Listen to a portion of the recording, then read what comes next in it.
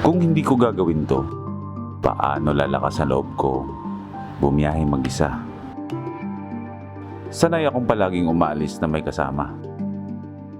Pero isa sa kinakatakutan ko, ang bumiyahe mag-isa. Maraming pumapasok na kapraningan sa isipan ko. Paano pag may nangyari sa akin? Sino ang tutulong? Paano naman kapag napahamak ako? Sinong aakay sa akin? At paano kapag pinagtripan ako at hindi ko kayang ipagtanggol ang sarili? Welcome to Davao City at night, almost midnight. Wala na gaanong mga sasakyan sa kalsada. At habang ako ay nasa sulok-sulok lang ng syudad, nilalabanan ko ang pagkapraning sa mga bagay-bagay. Hindi ko alam kung saan ko ipapark si Watod para makatulog na ako at magpahinga. Nagdadalawang isip na ako na mag-hotel na lang, pero ayaw ko matulog mag-isa. 12:30 a.m. 12:30 a.m. Davao City. Hindi ako ganito dati. Malakas ang loob ko. Simula nang naipanalo ko ang isipan ko sa depresyon o ng nakakaraan. Hindi ibig sabihin ay okay na ako. Merong depression learning pa rin ako hanggang ngayon. Iniingatan ko pa rin ang dapat kong marinig. Ang dapat kong makita. At kung ano ang dapat kong sabihin. Tanggap ko na ganito ako. Kung gaano ako kalakas sa ibang bagay, ganon din naman ako kahina. Kahina ang takot mapag-isa. Kung hindi ko gagawin to, mananatili akong ganito. Gusto ko na ma-overcome ang takot na nararamdaman ko palagi. Gusto kong lumakas ulit ang loob ko. 1,500 plus kilometers from Davao City, babiyahe ako mag-isa pabalik ng Maynila. Bahala na.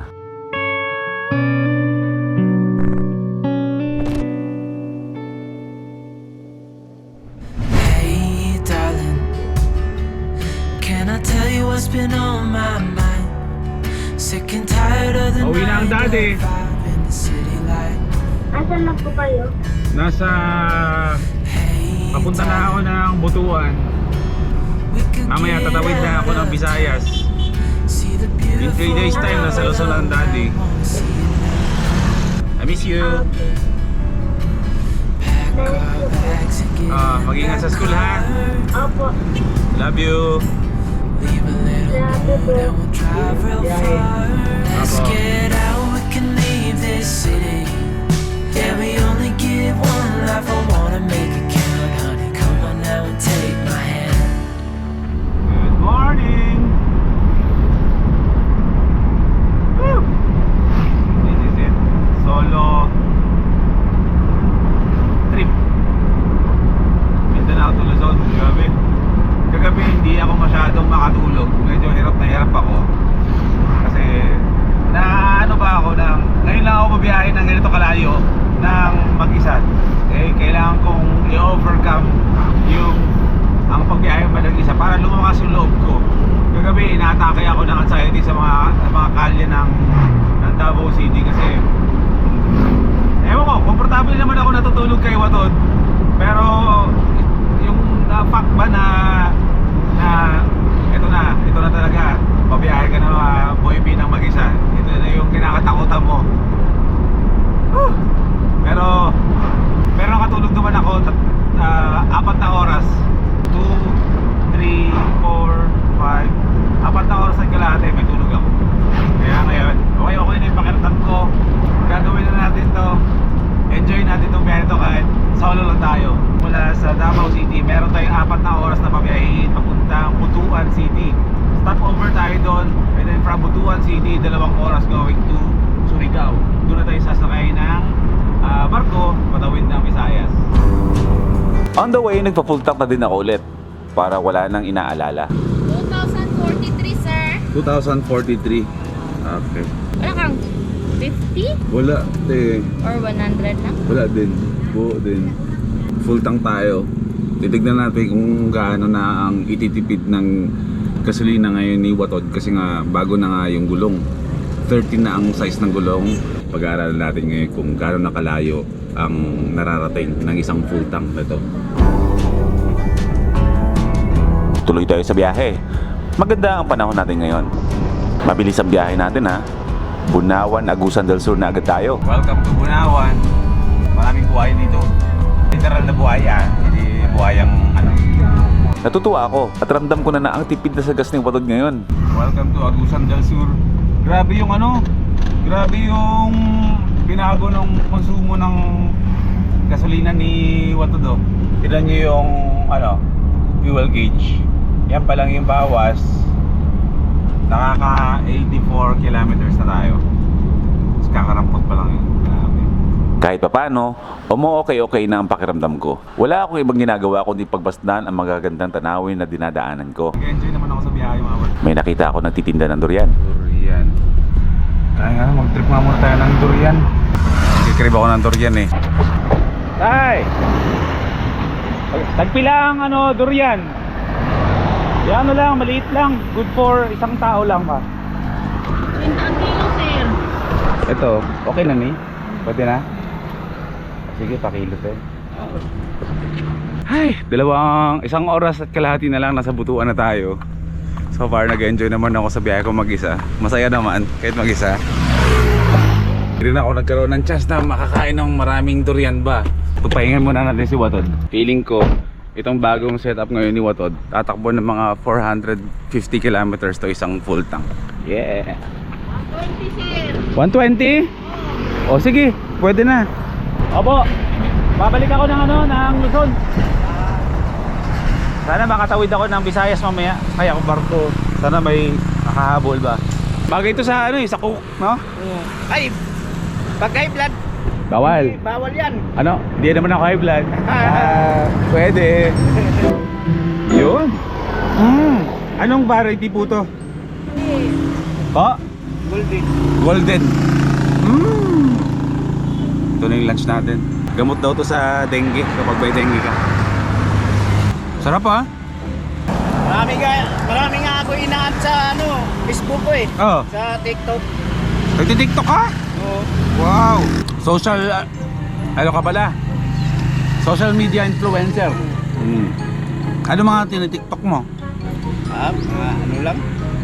Yung kaibangan lang sa mga kaibigan. Mga lang, masaya lang gano'n.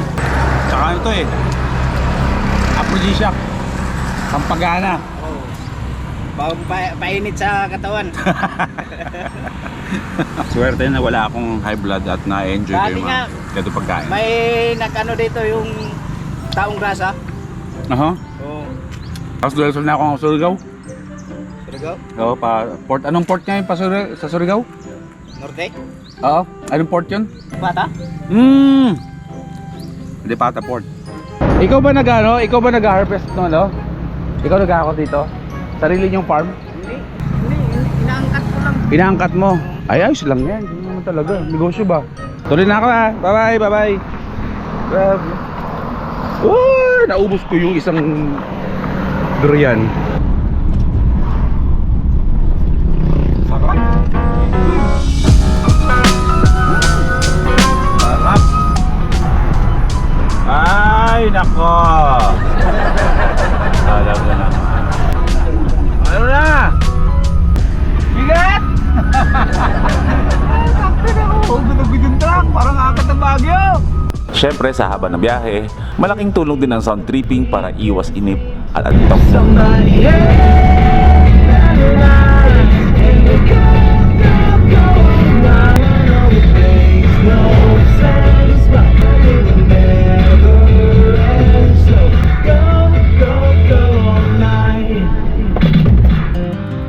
Konti na lang, Surigao na tayo. 2 oras na lang ay mararating na natin ang port ng Lipata, kung saan doon tayo sasakay ng barko patawid ng Visayas. Welcome to Surigao! Ang sarap ng feeling. Payapa nating narating ang port ng Lipata. Suwabe lang ang takbo ni Watod at walang aberya. Unti-unti na din napapanatag ang loob ko. Ticket na tayo. Welcome to Lipata Port. Grabe, kalahating tangke, 314 kilometers. Tumipid talaga siya ng sobra. Lupit. Kumuha na agad ako ng ticket ng barko. First time ko to. Ilang beses na din kasi akong tumawid sa dagat na to pero hindi ako ang kumukuha ng ticket. Yung mga kasamahan ko sa Hampas Loopers. Pero sa mga oras na to, ako ang gagawa at walang iba. Welcome to Halal Food. Anong isda ba Nay ang mga meron? Tinulang isda. Hindi, pili pa ako. Manok. Halal means no pork. Pananglitan. Yung kasili sa dagat. Ito po, ano po to Nay? Manok na sir. Manok na. Pasok tayo sa manok. Oo, na manok. Gusto ko ng ano. Ito. Inununan. Oo. Sige, isa. May soft drinks kayo, Nay? Oo, na sir. Sige. Ilig kayo. Grabe. Swerte natin, may papalis na barko. Hindi na natin kailangan magantay ng ilang oras dito. So, kakain lang ako. Nanginginig ako sa guto. Isipin mo, 300. Mga 350 ang tinakbo natin. Mula Davao City, straight to dito. Kaya? Kaya. Mas pulido yung takbo ni Watod ngayon. Simula nang ginalaw siya ni Dodong Lagan, ni Sir Plus CB. Magaling na klaseng mekaniko. Alam niyo kung bakit siya magaling? Dati siya mekaniko. Tapos, nagsulo. Okay, isipin mo, alam niyo yung ginagawa niya. Pag bibili kayo, Sir Plus TV kayo bumili. Para makasigurado kayo ng yung bibili yung mini van ba, maganda yung quality. Kailangan ko na talaga maligo. Naaamoy ko ng sarili ko. Pwede niya magligo? Bawal? Dili pwede? Ligo, pwede lang sir. Dari mineral, may kaligo. Mineral ang pangligo? Oo ba na? Tagpilang sa galon. 40 raman isa. Social. Madalawa. Isa lang? Isa lang. Pwede na. Isa. O sige, makaligo muna ako. Alagkit ko na. I'm walking down the street on clouds instead of the concrete I'm dancing through. Everything's about to come my way. Nothing can ruin my day, no matter what anyone does or say. Boy, first time ka talaga. Yun. Boy, first time talaga no? First time maligo na mineral water ang gagamitin panligo. Purified water, let's go! Pwede na to, sakto na to na eh. Ano man kumaligo? Kanding ba? I know what it's like to be good. I know what it's like when nothing goes your way. So I'm gonna let myself enjoy the fruit from this lucky day. Yeah, I am on my way. I won't slow down. Boom, fresh. Mas fresh pa sa fresh ko mong kaibigan. Pasok na tayo. Park dun. Kung alas 3 man yung alis ng barko, i-idlip mo na ako. At least, yung pinakamalapit na barko nga alis, patawid ng Visayas, yun ang sasakyan natin. Let's go. Init ba? Ayong hapon, sir. Pwede na, diretso na. Pasok na tayo sa port. Welcome to Lipata Port. Swerte natin at loading na agad ang barko na naabutan natin. Saan masasakay? Hindi na tayo magsasaya ng oras dito. Ayan yung sasakyan natin. So malamang iikot pa tayo. Hindi, mamaya pa. Maya pa? Pwede na magsaka? Pwede na magsaka? Oh, saka means ano, pwede na umakyat. Oh, di ba? Minsan nyo lang ako makita ng walang headband, no? Di ba po, no?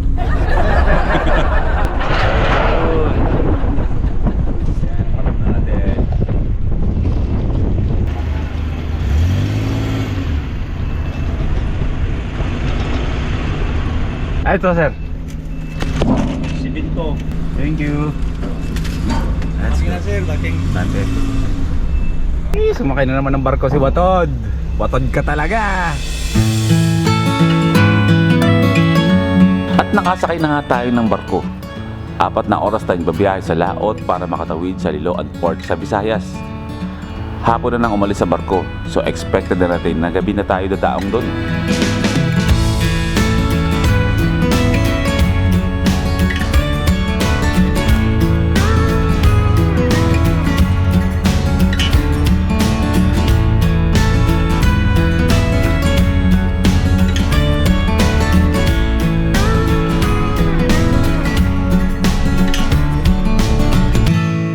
Pagkababa ko ng barko, huminto muna ako para mag-isip-isip dahil merong bumabagabag sa isipan ko. Time check. Anong oras na ba? 7:33 PM. Dito tayo mag-suspend ng gabi. Mag-overnight sa Liloan Port. Dito lang sa mga sulok-sulok. Kasi hindi tayo babiyahe ng gabi. Papunta ang goal ko sana is gusto kong marating yung Palo Leyte o mismo sa Tacloban. Kaso negative tayong bumiyahe ng gabi. Kausap ko ang Hampas Loopers habang nasa biyahe ako. Tinanong ko kay Master JM na kung safe ba na bumiyahe ako ng gabi. Medyo alanganin. So para safe tayo, dito tayo matutulog. Babayahan na lang ako ng alas siguro alas 5 ng madaling araw. Babounce na ako papuntang Tacloban. Meron tayong 530 plus kilometers bukas na tatakbuhin bago natin marating yung Allen Port patawid ng Luzon. Maghanap lang ako ng spot na pwede kong pagparkan dito. Tinanong ko rin yung mga yung mga taga dito na sumabay ka sa mga private cars ba na luluwas. Kaso ang problema, hindi ko sure kung makakasabay tayo kasi nga syempre mabibilis yung mga sasakyan. Si Waterday hindi naman gano'ng kabilis. May iwan ako mag-isa sa kalsada. So medyo hindi magandang idea na i-push ko to hanggang Tacloban. Dito tayo mag-overnight. Maghanap lang ako ng mga pwedeng pagparkan. Marami naman dyan. At ngayon makakatulog ako ng maaga ngayon. Haba-haba. Medyo pagod din ako. Pero bago yan, maghanap muna ako ng mga kainan ko. Maraming mga karinderya dito, mga barbecue. Kaya nag-ikot-ikot na lang din muna ako sa town ng Liloan para maging pamilyar din sa akin ang lugar. 24 hours naman ng mga tindahan dyan. Sa mga kainan ba? Hanap lang tayo ng kakainan natin. Hanggang sa nakahanap ako ng pwede ko kainan. Mga hotel din pala dito Wala pa pala ako maayos na pagkain maliban sa durian kanina. Gandang gabi. Ano mga pagkain mo, Nay? Ay, pusit!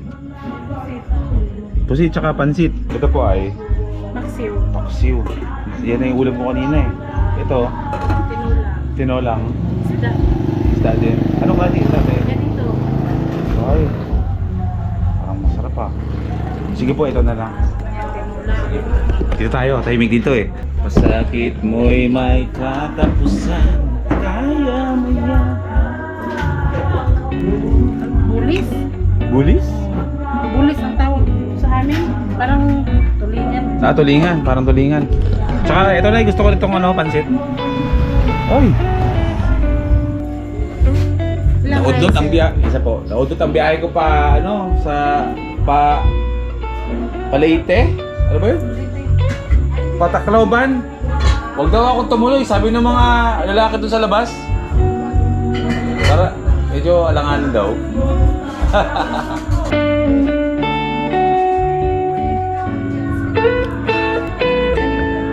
Tapos pag Kuha ng hotel.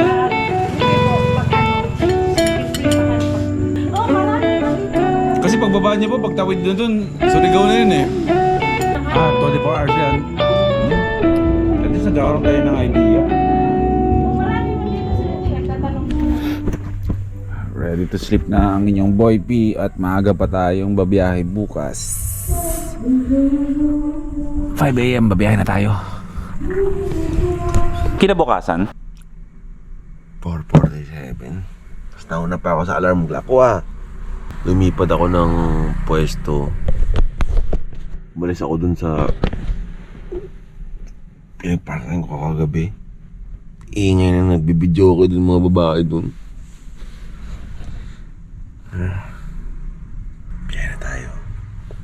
Sa mismong highway ako na lumipad. Sarap tulog ko, guys. Wow, parang bar lang Sarap ng tulog ko. Mahaba-habang biyahe ngayon. Laban. Ayos lang ako. Madilim pa. Pero let's go.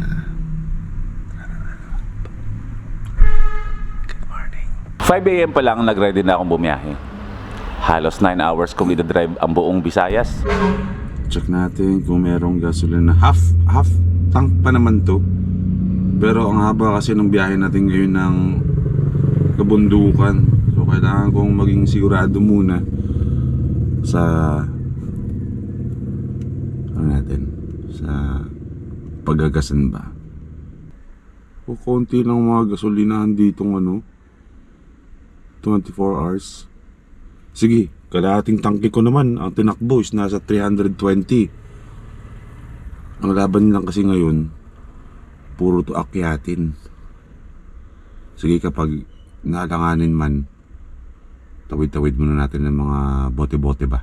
Sige, laban. Good morning sa inyo lahat, mga first timers. Naku, napakahaba ng babiyahin natin.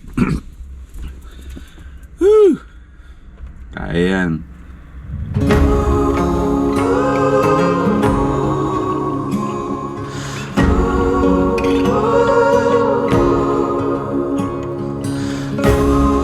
Next vlog, samahan niyo kung tawirin natin ang buong Visayas. Ito na ang simula ng matinding challenge natin kasama si Watod. Expect the unexpected. Dahil sa buong Visayas, doon na nagka-problema si Watod. Stop over muna tayo. Si Watod, humihiyaw-hiyaw. Parang lumuwag yung belt niya.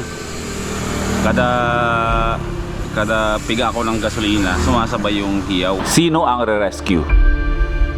Naputo lang ang ating belt. Tay, tensioner no? Sino ang tutulong sa akin?